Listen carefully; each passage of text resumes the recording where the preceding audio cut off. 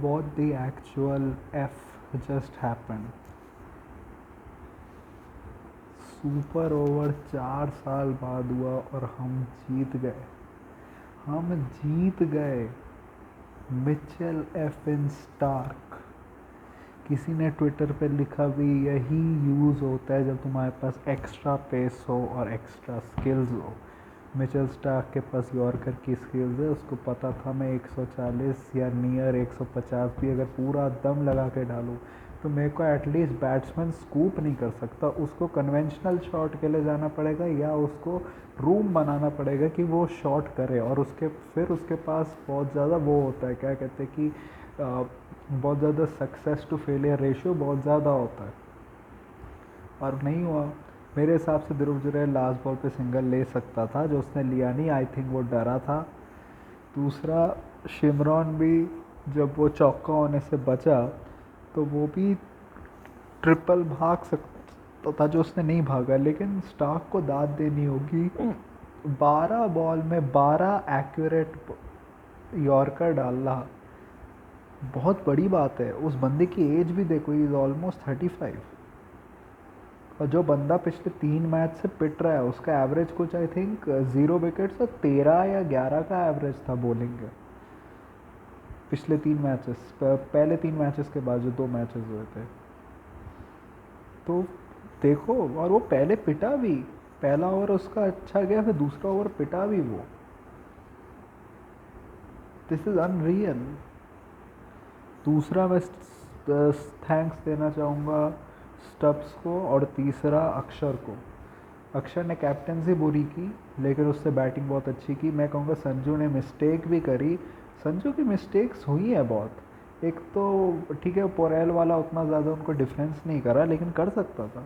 ऊपर से वो लोग अक्षर को स्पिन फीड किए जा रहे थे बार बार। जब अक्षर स्पिन का इतना अच्छा प्लेयर है तुम्हें पेस ट्राई करना चाहिए था। एटलीस्ट वो इतने खुल के शॉट्स तो नहीं मारता। लिटरली अक्षर ने जो 30-14 मारे हैं ना, उसने मोमेंटम प्रोवाइड किया कि डीसी इतने तक पहुंच पाया। मैंने डीसी तो 160 तक पहुंचता, बेयरली 170 तक पहुंचता अगर वो अक्षर का कैमियो ना आता तो। दूसरा स्टब्स का, क्योंकि भाई स्टब्स रहा, उसको पता चला भाई पिछले मैच में मैंने अच्छा नहीं किया था, इस मैच में वो गया और उसने अच्छा किया। उसके कैचेस भी ड्रॉप हुए, लास्ट बॉल पे ड्रॉप हुआ, उससे पहले हुआ, लेकिन ही प्लेड वेल। और स्टब्स कितने 20 मैच खेल चुका है। किसी ने ट्विटर पे कहा भी कि वो उसमें से शायद 2 मैचेस में फेल, कंटिन्यूसली 2 मैच में फेल नहीं होता वो। आज उससे कैच भी ड्रॉप हुआ, जो शायद मुझे लगता है अगर वो कैच ले लेता नीतीश राणा का, उस समय कितने 73 और 36 चाहिए था, तो ये मैच तभी ख़त्म हो जाता। आई थिंक उसके बाद ये लोग नहीं मार पाते। उसके बाद हमारी बैटिंग कर देती है, बॉलिंग हमारी कर देती ठीक से, उसके बाद उनके पास रहता नहीं ज़्यादा करने के लिए। दूसरा मैं ये भी कहूँगा अपने बॉलर्स में कि भाई हमें नट्टू को खिलाना पड़ेगा। जल्दी देखो कि नट्टू इंजरी फ्री है या नहीं। और मेरे हिसाब से भाई ब्रुक की रिप्लेसमेंट या तो कोई बैटर लो या कोई पेसर ही लो, क्योंकि हमें कोई चाहिए मिचेल स्टार्क के साथ जो उसमें डाले, क्या कहते हैं कि पावर प्ले में डाले बॉलिंग। मुकेश एक तो मुझे लगता है पावर प्ले का बॉलर वो है नहीं। मुझे लगता है वो मेनली मिडल ओवर्स का है और डेथ ओवर्स का है। जब डेथ में वो अच्छी डालता नहीं है, उसका बहुत ज़्यादा एवरेज है, लेकिन जो उसके में बॉलिंग की जो स्किल्स है वो मेनली है या तो यॉर्कर या तो मतलब बीच में स्लोअर वन डाल दी, या मतलब बाउंसर भी उसके बाद। लेकिन बाउंसर मुझे लगता उतनी काम आती है उसकी। बाउंसर जनरली तभी काम आती है अगर वो जैसे चेंज ऑफ पेस हो और बैट्समैन को पता ना लगे तभी। पावर प्ले का वो बॉलर नहीं है वो। तुम देखो ना कैसे जब भी उसका लग रहा होता है कि अच्छा ओवर जाते बीच में एक ना एक बॉल तो वो दे ही देता है फ्री भी उस, और जनरली 2 दे देता है। जैसे संजू को पहला ओवर इतना अच्छा गया था स्टार्क का, 1 रन आया था शायद, उसके बाद उसने इतना 20-20 रन का ओवर दे दिया। ऊपर से हमारी फील्डिंग बहुत बुरी हुई है मेरे हिसाब से। वो फील्डिंग को जो कह रहा था कि मैं तो हर चीज़ में हेल्प करता हूँ, भाई तू पहले अपना काम कर ले। फील्डिंग में स्टब्स कैच छोड़े, आशुतोष वाला डिफ़िकल्ट था, लेकिन उसके अलावा भाई तुम लोग मतलब कि बाउंड्रीज नहीं रोक रहे ठीक से, पता नहीं क्या क्या कर रहे हो। स्टब्स का वो कैच छोड़ना तो मुझे सबसे ज़्यादा लगता है कि कैसे यार, वो तो बिल्कुल बाउंड्री पे था, केवल कि आराम से हाथ में आ रहा था। एक चीज़ मैं जेक फ्रेजर मैगर को कहूँगा, भाई तुम्हें 6 मैचेस मिल गए हैं भाई, इतने मैचेस मुझे नहीं लगता किसी भी टैलेंट को मिलते हैं जितने तुम्हें मिले कंटिन्यूअसली। तुम एक भी बार ड्रॉप नहीं हुए हो। तुम लकी हो कि फैफ इंजर है, लेकिन तुम्हारे जगह पे भी लोगों को ला सकते हैं। फिर भी तुम इम्प्रूव होने का नाम नहीं ले रहे भाई। एक तुम्हारा शॉट अच्छा गया तो दूसरा वाला भी एज गया था, फिर आउट हो गया यार, ऐसे नहीं चलेगा। दूसरा पोरेल पहले अपने 8-9 बॉल में 25 और अपने आखिरी 24-25-30 बॉल में, यार ऐसे नहीं चलता है भाई। आई गेट कि तुम बीच में क्यों रुके, आई गेट पावर प्ले में तुमने या राहुल ने क्यों नहीं ज़्यादा मारा, क्योंकि 2-2 विकेट गिर गई थी उस समय। ये चांस था कि डीसी कोलैप्स ना कर दे, और डीसी का ये कोलैप्स हुआ है। डीसी ने एलएसजी के अगेंस्ट 3-4 विकेटें लूज़ कर दी थी। डीसी ने और भी मैचेस में लूज़ किए हैं विकेट्स। एमआई वाले में देख लो, अच्छी पार्टनरशिप हुई, विकेट्स लूज़ कर गए। आरसीबी वाले में देखो, विकेट्स लूज़ कर गए इन बंच। लेकिन मुझे एक चीज़ लगता है कि जो जो मुझे लग रहा था कि किसी एक को थोड़ा मोमेंटम लेना चाहिए था, जो मुझे लग रहा है कि पोरेल वॉज ट्राइंग, लेकिन बात हो रही है ना कि वो अंधाधुन बैट घुमाया जा रहा था, वो बॉल को देख ही नहीं रहा था। वो इतना प्री मेडिटेट कर रहा था लिटरली, वो कितना ठीक और हसरंगा की बॉल्स में मतलब कि बीट हो रहा था, क्योंकि वो रीड ही नहीं कर रहा था, वो सीधे पहले ही आ रहा था मारने। पेसर पे भी सेम, ऐसी कोई लीथल बॉलिंग नहीं हो रही थी उस समय, पेसर कर रहे थे, लेकिन वो देख ही नहीं रहा था उसको, बॉल को। आई थिंक राहुल का आई थिंक मेनली था, आई थिंक एक तो उसको इंस्ट्रक्शन भी शायद मिले हो, उसने खुद भी सोचा हो कि भाई देखो मैं एक एक एक लिमिट तक खेलता हूँ, फिर उसके बाद मैं मारूंगा।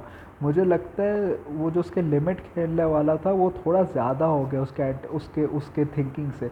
आई थिंक 38 इन 32 कुछ ज़्यादा ही स्लो हो गया, और आई थिंक उसने जब मारने का ट्राई किया, I think that was the wrong moment. तुम देख रहे हो जोफ्रा है, उसके बाद आएंगे बॉलर्स तो तुम्हारे लिए ज़्यादा ईजियर होंगे। तुमने बॉल पड़ी भी नहीं, तुमने सीधे फील्डर के तरफ शॉट ट्राई किया, वो भी डिप कर गई, बॉलर आउट हो गए। मेरे हिसाब से तब राहुल की रिस्पॉन्सिबिलिटी थी कि भाई पोरेल 50 मारने के बाद मारेगा, और मेरे को गेम को डीप ले जाना है। मेरा काम है कि बीच बीच में एक चौका एक छक्का है, जो वो थोड़ा बहुत कर रहा था। वो क्या कि जैसे उसको मार दिया छक्का, क्या कहते कि ठीक शाना है, किसी को किसी पेसर को छक्का मार दिया। लेकिन I think may be he could have shown intent, मैं नहीं कहूँगा, लेकिन मुझे ऐसा लग रहा था कि कुछ ऐसी बॉल्स थी जिनको शायद वो गैप में ढूंढता तो कर सकता था, और उसने वो जो शॉट ट्राई की जोफ्रा के ऊपर, वो थी नहीं वैसी बॉल। ऐसी बॉल्स उसको आई थी जिसको अगर गैप में ढूंढता तो कर सकता था। लेकिन मुझे लगता है केएल जब विकेट सेविंग मोड में चला जाता है ना, तो वो गैप वाली बॉल्स को भी, जो इसको तुम गैप में प्लेस कर सकते उसको भी नहीं प्लेस करता है, इन एटलीस्ट इन आईपीएल। और मुझे ऐसा लग रहा है नंबर 4 पे इन अ वे वो इसलिए भी काम नहीं कर रहे, क्योंकि एक तो मुझे लगता है जनरली वो पावर प्ले में अगर पहले बैटिंग करने आए तो एक उसके ऊपर वो प्रेशर नहीं रहेगा कि देखो विकेट्स है तो मेरे को एक तरीके से बैटिंग करनी है। दूसरा, he does need a lot of balls to like full get in to control in T20s, मुझे लगता है। और पोरेल का मैं ये कहूँगा कि भाई you you have talent, you are much better than जैसे तुम बैटिंग कर रहे हो। मुझे लगता है you should maximise the power play, लेकिन यार बॉल को देखो तो एटलीस्ट जब शॉट मारते हो तो ऐसा लगता है भाई तू गिर जाएगा साइड पे, क्योंकि तू इतना हिलता रहता है। थोड़ा सा दिमाग लगा। और तुम्हारा काम था यार, तुम्हें जोफ्रा पे लाइफ मिली थी, तुम्हारा काम था कि भाई मैं 50 मारूँ और उसके बाद मैं एक्सेलरेट करूँ। तुम फिर हसरंगा की कैसी सी बॉल पे आउट हो गए, वो भी डायरेक्ट फील्डर को। तुम्हें क्या लग रहा था छक्का पड़ जाएगा? जब तुमने देखा कि राहुल डिपिंग बॉल पे आउट हो रहा है, तुमने वही शॉट किया। और ट्राई भी करना था तो सीधे ट्राई करते, साइड में क्यों ट्राई कर रहे हो, ऑफ साइड पे क्यों ट्राई कर रहे हो?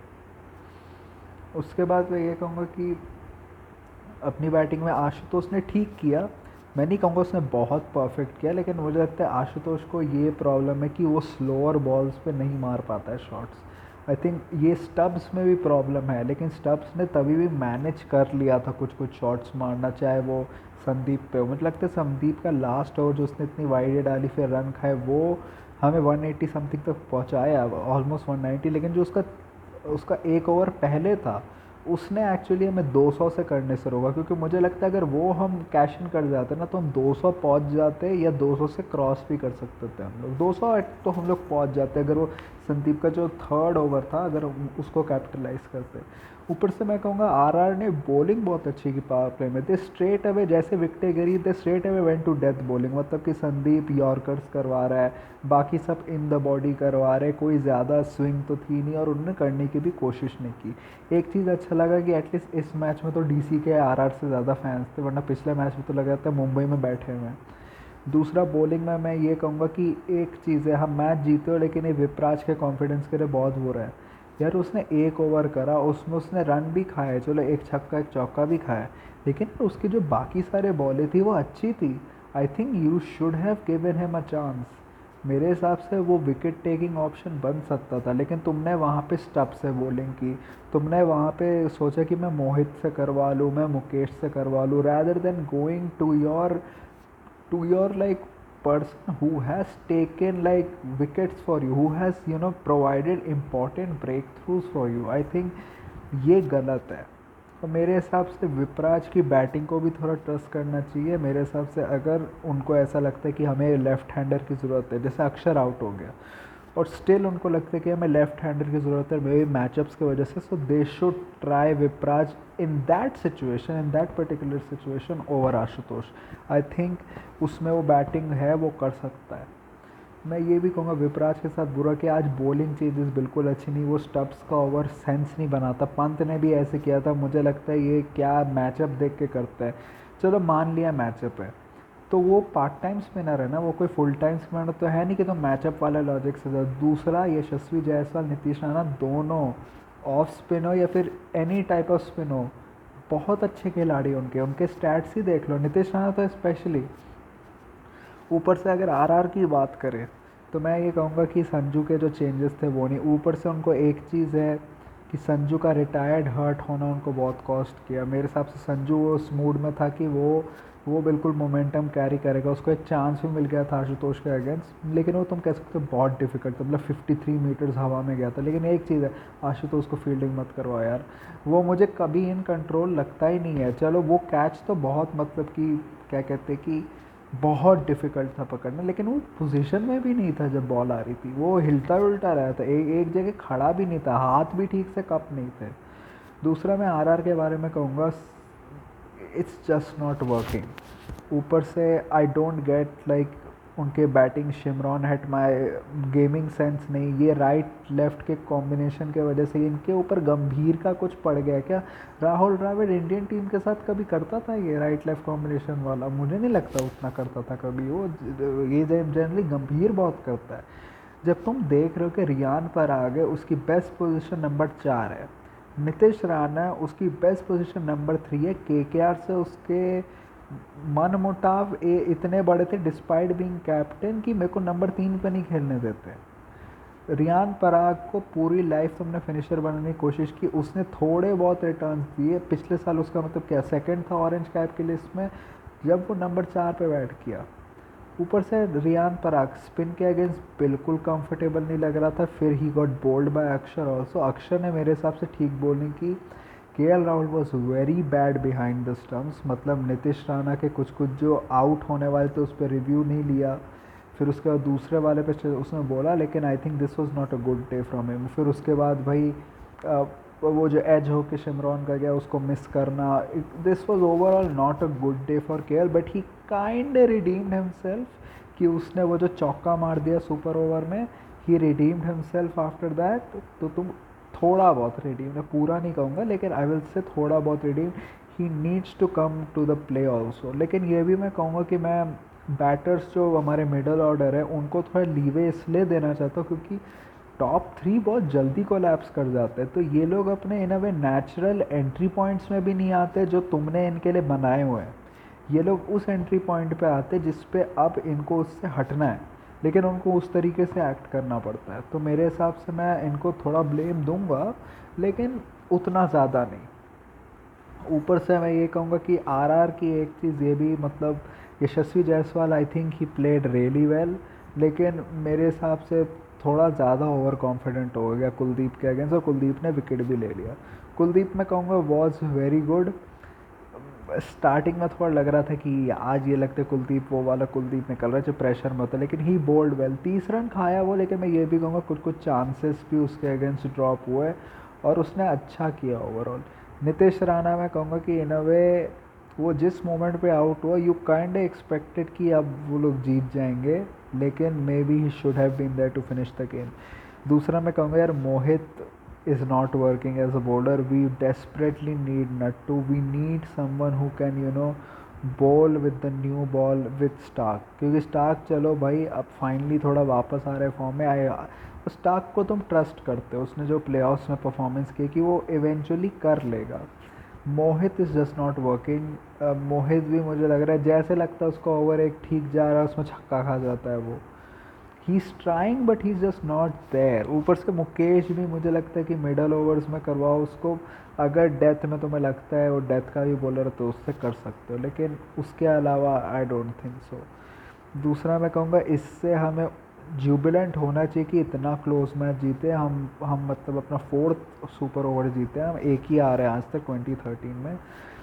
ये ऐसी विन टीम को बहुत बूस्ट करती, क्योंकि हम पिछला मैच वो हारे जो हमें नहीं हारना चाहिए था, हमें आराम से जीतना चाहिए था, तो दिस विल हेल्प। दूसरा मैं कहूँगा कि भाई थोड़ा सा कॉमन सेंस चीज़ें कैचिंग पे करो, फील्डिंग पे इम्प्रूवमेंट करो, सिंपल यार बॉलिंग में भी यार इवेंचुअली मिचेल स्टार्क को अपने एंड के 2 ओवर पता चल गए कि मुझे कैसी बॉलिंग करनी है, कुलदीप को पता चल गया मुझे इस पिच पे कैसे करनी है, अक्षर को भी पता चल गया, विपराज को भी अपने में पता चल गया, लेकिन मोहित को नहीं पता चला मुझे लगता है। फुल टॉस दे दी, फिर मुझे लगता है कि मुकेश तो नहीं अंडरस्टैंड कर पाया। तो ऐसे नहीं चलता है, स्पेशली इन अ गेम जहाँ पे तुम्हें लगता है कि तुम अंडर पार हो, और दूसरा कि तुम्हें अनलिमिटेड चांसेस भी मिल रहे हैं ना। और यार रिप्लेसमेंट जल्दी खरीदो हैरी ब्रुक का, और आई होप फैफ जल्दी वापस आए। We need Faf and Natarajan in the team desperately, जिन पे आप ट्रस्ट कर सकते हो कि ये आपको इम्पॉर्टेंट ओवर्स बॉलिंग करे नटराजन, और फैफ तुम्हारा ओपनिंग में करे।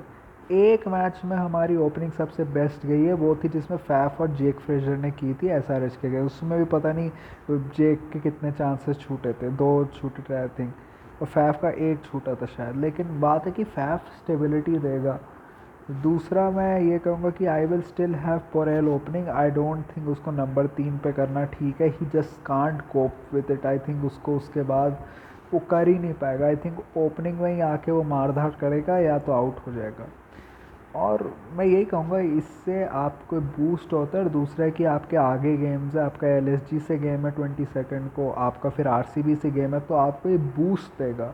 लेकिन आई होप अब पूरा कोचिंग स्टाफ हो चाहे हमारे टीम प्लेयर्स जो बैठे सब डिसाइड करे कि एटलीस्ट जो खुद की चीज़ें हैं वो तो वो स्पेसिफिकली कोचेस जाके बात करेंगे, लेकिन जो कलेक्टिवली तुम्हें इम्प्रूव करने की ज़रूरत है वो करे। RR का मुझे लग रहा है कि आई डोंट थिंक उनकी कोचिंग वो लोग फॉर्मेशन भी ठीक से बना पा रहे हैं, उनके प्लान्स ठीक नहीं हो रहे। फिर उसके बाद से संजू की इंजरी का इशू हो रहा है, ऊपर से प्लेयर्स जो वो एक्सपेक्ट कर रहे थे जो परफॉर्मेंस वो भी नहीं आ रही। So it's a total mess overall. That is all I have to say. So that was my review. If you like this type of content, like this video, share and subscribe. If you don't, then share it with those who do. My social media links, which is my Twitter/X account link, is in the description, so go follow me on that. My Instagram link is also in the description, so go follow me on that too. My UPI ID link, which is shabboy@okicici, is in the description as well. So go donate any amount of money which can help me make YouTube a permanent career option. So that make it a permanent career option. So that was it for me for right now. So thank you. Goodbye. Alvida.